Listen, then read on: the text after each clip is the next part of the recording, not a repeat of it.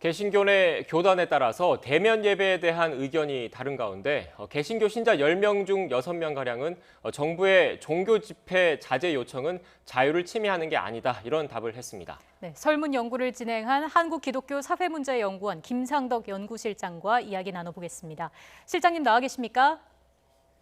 네, 나와 있습니다. 네, 코로나19 상황에 대한 개신교인들의 인식 조사를 진행했습니다. 어떤 계기로 이번 설문을 진행하게 되신 건가요? 네, 코로나19가 참 많은 것을 바꾸고 있는데요. 뉴노멀이라는 말도 많이 사용하고 있고, 그래서 이게 개신교인뿐만 아니라 많은 사람들에게 어떤 변화를 주고 있는지 묻고자 진행했는데, 예. 특별히 이제 방역 및 보건이 사회의 중요한 이슈로 떠올랐고, 아시다시피 다수의 집단 감염이 교회를 중심으로 발생하니까 여기에 대해서 어떻게 생각하는지에 대해서 물어보려고 물었습니다.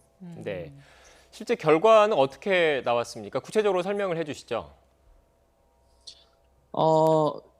대면 예배 금지 권고 조치였습니다. 저희가 조사를 의뢰했을 때는 국무총리께서 나오셔가지고 했다가 입장이 이제 바뀐 적이 있었는데요. 예.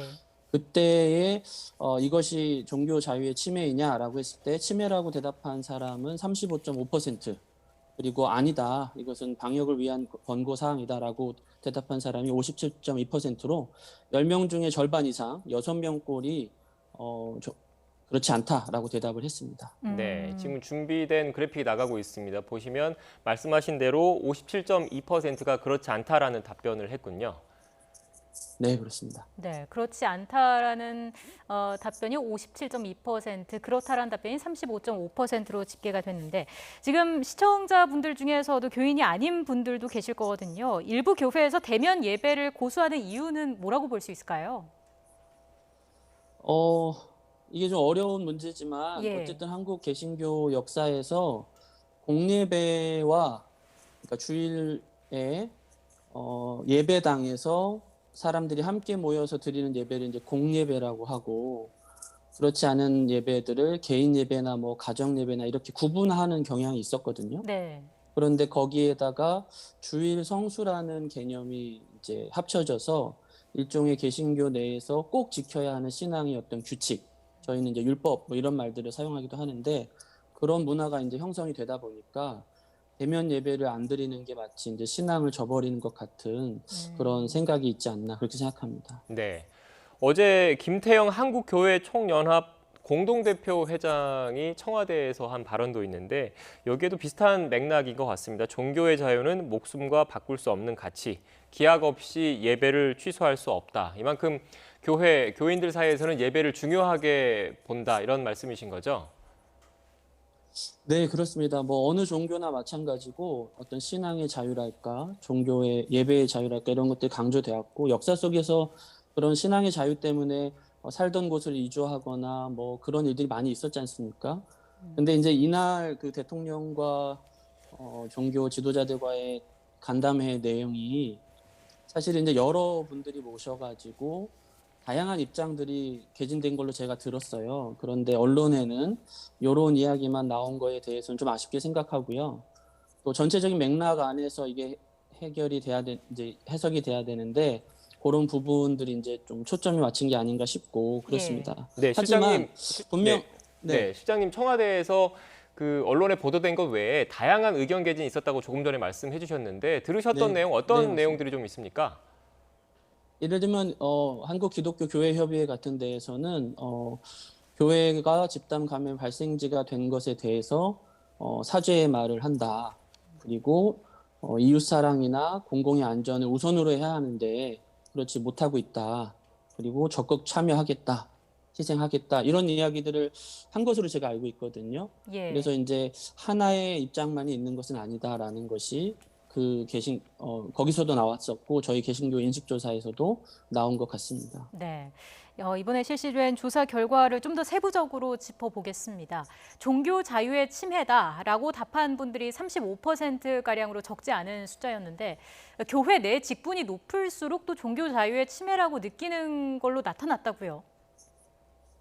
네, 그렇습니다. 이게 사실은 이 결과만 들으시고 청취자분들 입장에서 왜 그렇지라고 하실 수도 있을 것 같아요. 예. 그런데 이제 아무래도 이 사안에 대한 입장이 다양하기 때문일 것 같은데, 설문조사를 보면 교회 내 직분이 높을수록 이걸 종교 탄압으로 보는 경향이 나타났고, 응답자 중에서 종교 탄압이라고 생각하는 응답자 중에서 중직자의 경우, 예를 들어 장로나 이런 분들의 경우는 49.9%가 종교 탄압으로 봤고요. 서리 집사나 권사인 분은 39%, 직분이 없는 신자로 내려가면 이게 29%로 떨어지는 것을 보였습니다. 네. 이유가 있을까요, 실장님? 글쎄요.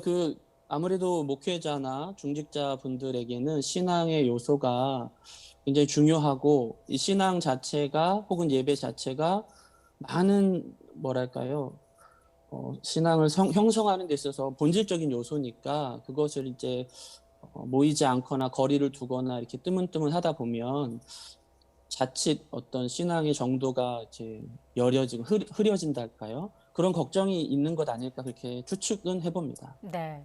자, 그리고 현재 코로나19 확산 상황에 대한 심각성에 대한 인식, 그리고 정부 대처에 대한 신뢰도 조사도 있었다고 하는데 그 결과와 함의를 좀 설명해 주신다면요. 코로나19 국내 확산에 대해서 응답자의 대부분이, 그러니까 87.9%가 심각하다라고 대답을 했거든요. 네. 그리고 코로나19 대처 능력이나 관련해서 현 정부를 신뢰하느냐 안 하느냐라고 물어봤을 때 73.7%가 현 정부의 방역 지침이나 정책을 신뢰한다라고 대답했거든요. 이 수치는 신뢰하지 못하겠다라고 하는 응답률이 22.7%인데 거의 3배 이상 높은 수치입니다. 이 말은 개신교인의 대다수가 현 상황을 굉장히 심각하게 인지하고 있다는 것, 그리고 정부의 방역 조치를 믿고 따를 만하다라고 생각한다는 것을 보여주거든요. 그래서 이 말을 유추하면요, 개신교인의 다수가 정부의 방역 지침을 따르는 것에 대해서 전반적으로 협조할 자세가 돼 있다라고 할 수 있겠습니다. 그리고 종교의 자유 침해이냐 아니냐, 이런 논의가 사실은 지금 전체 개신교인의 이 문제 해결에 있어서 도움이 되느냐도 물어봐야 될 것 같은데, 네.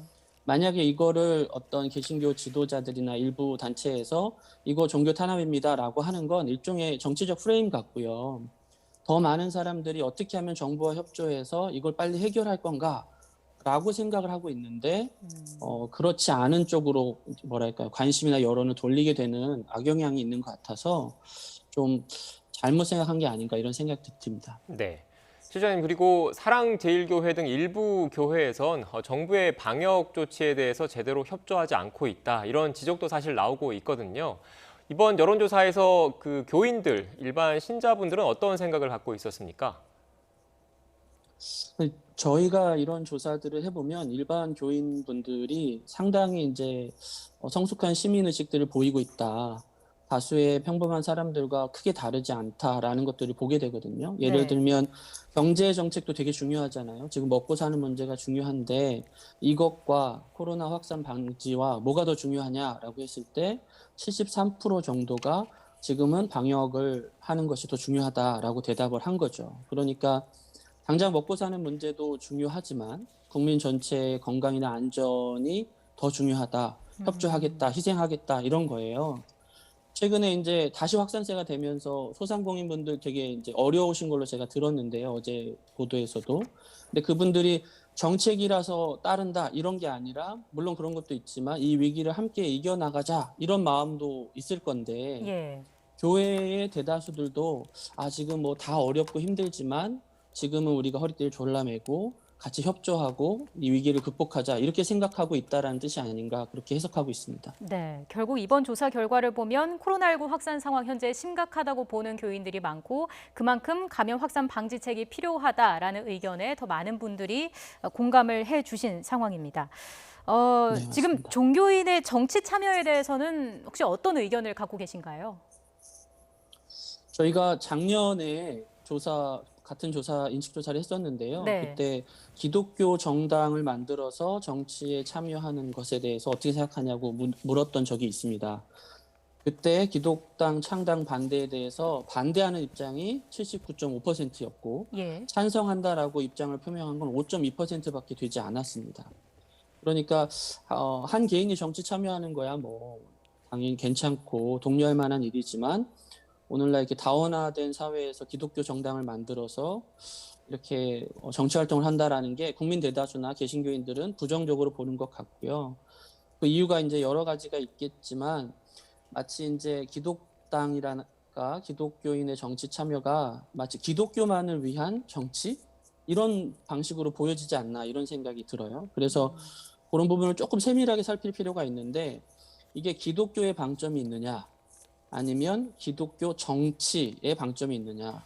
그러니까 제가 생각할 때 일부 극우 세력들은 마치 기독교를 이용해서 자신들의 세력을 확장하는 형태로 종교를 이용하는 것 같다라고 생각합니다. 많은 사람들이 그렇게 생각하는 것 같고요. 네. 실장님 마지막으로 오늘 금요일입니다. 내일 토요일 그리고 주일을 맞아서 대면 예배를 하는 교회도 있을 것 같은데 방역 그리고 종교의 자유 어떻게 보면 해법을 찾아야 될 것 같다는 생각도 들거든요. 어떤 방법이 있을까요? 제가 뭐 이렇게 말씀을 다 드릴 입장은 아니지만 이제 저의 개인적인 생각 중에는 이런 말이 떠오르는데요. 때로는 이제 침묵이 여러 말보다 더 소중한 언어라고 하는 것처럼 오늘 이제 예배도 좋고 뭐 우리가 믿는 신도 좋고 하지만 지금 이 위기를 극복하려면 같이 이웃을 돌아보고 같이 사랑하는 이웃 사랑이라고 하는 기독교의 어떤 기본 정신을 보여줄 때인데 말로만 이렇게 해봤자 그렇게 생각 안 하거든요. 이 상황 자체가. 그러니까 예배나 대면 예배가 하지 않다라는 것은 아니지만 잠시 멈추어서 주변을 좀 돌아보는 것으로 우리가 그동안 그렇게 말했던 이웃 사랑을 좀 실천하는 몸으로 보여주는 어떤 그런 모습을 보여주는 게 좋지 않을까 그렇게 조심스럽게 생각해 봅니다. 네, 알겠습니다. 지금까지 한국기독교사회문제연구원의 김상덕 연구실장과 이야기 나눴습니다. 실장님 오늘 말씀 고맙습니다. 네, 고맙습니다.